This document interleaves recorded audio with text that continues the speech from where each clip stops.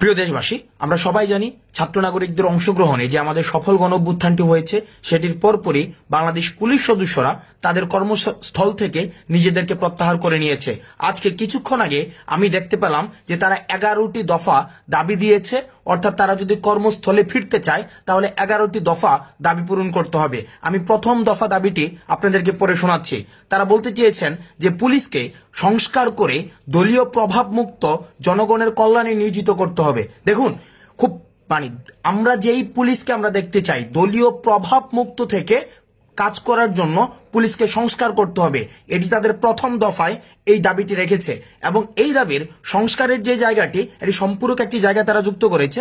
সেটি বলেছে, আমরা যে রঙের ইউনিফর্ম পরিধান করে কলঙ্কিত হলাম সেই পোশাকের রং পরিবর্তন করে কনস্টেবল থেকে আইজি পর্যন্ত একই ড্রেস কোড নিশ্চিত করতে হবে। এটি ছিল তাদের প্রথম দফার ক নম্বর দাবি। খ নম্বর দাবিতে তারা বলেছে, আমাদের সকল পুলিশ সদস্য ও তাদের পরিবারের নিরাপত্তা নিশ্চিত করতে হবে এবং এর সাথে সাথে যে সকল সিনিয়র অফিসাররা ক্ষমতার লোভী দালাল পুলিশ অফিসারদের কারণে আমাদের শত শত পুলিশ সদস্য ও সাধারণ ছাত্র জনতা মৃত্যুবরণ করেছে তাদেরকে গ্রেফতার করে অনীতি বিলম্বে বাংলাদেশের প্রচলিত আইনে বিচার করতে হবে এবং তাদের অবৈধ সম্পদ বাজেয়াপ্ত করতে হবে। এটি অত্যন্ত গুরুত্বপূর্ণ একটি দাবি।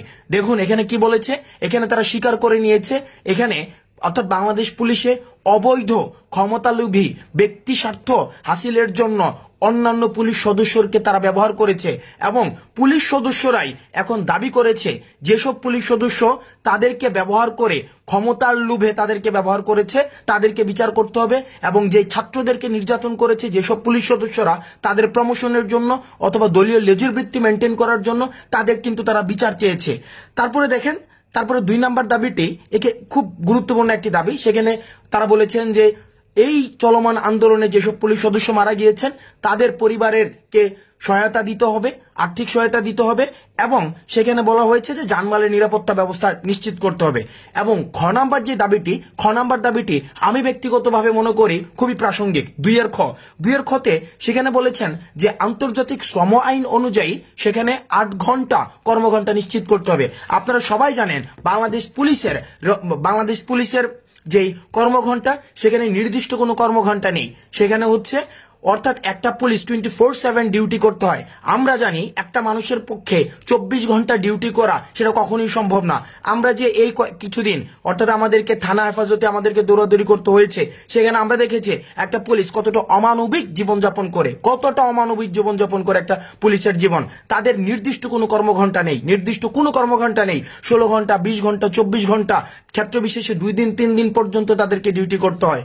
তাদের টোটাল 11টি দফা দাবি রয়েছে এবং প্রত্যেকটি দফা আমি যেগুলো পড়েছি কিছু কিছু দফা হচ্ছে ডিপার্টমেন্টাল, কিছু কিছু দাবি, বেশিরভাগ দাবি বা আমি প্রথম যে 4টি দফা দাবি যেগুলো সার্বজনীন সাধারণ মানুষ বুঝবে, আমি এই 4টি দফা দাবি পড়েছি। 4টি দফা তারা 2টির মধ্যে বলেছেন, দেখুন আমরা এমন একটি পুলিশ চাই, আমরা বৈষম্য বিরোধী ছাত্র আন্দোলন এমন একটি পুলিশ চাই যে পুলিশ কখনোই হচ্ছে কোনো ধরনের গোষ্ঠী কেন্দ্রিক নিয়োজিত হবে না, বরং সেই পুলিশটি হবে জনগণের পুলিশ, অর্থাৎ পুলিশকে জনগণের সহায়তার জন্য জনগণের দোরগোড়ায় পৌঁছে দিতে পারবে। অর্থাৎ পুলিশের সাথে জনগণের যে মেলুবন্ধনটি সেই মেলুবন্ধনটি যথেষ্ট সুসম্পর্কের ভিত্তিতে গড়ে উঠবে। আমরা দেখেছি সাধারণ জনগণের যে ক্ষোভটি সেটি কিন্তু পুলিশের উপরে না, বরং সেই ক্ষোভটি হচ্ছে পুলিশের পোশাকের উপরে। অর্থাৎ যারা গত 16 বছর ধরে ফ্যাসিজম কায়েম করেছে এই পুলিশের পোশাকটি ব্যবহার করে, অর্থাৎ তাদেরকে লাঠিয়াল বাহিনীতে পরিণত করেছে।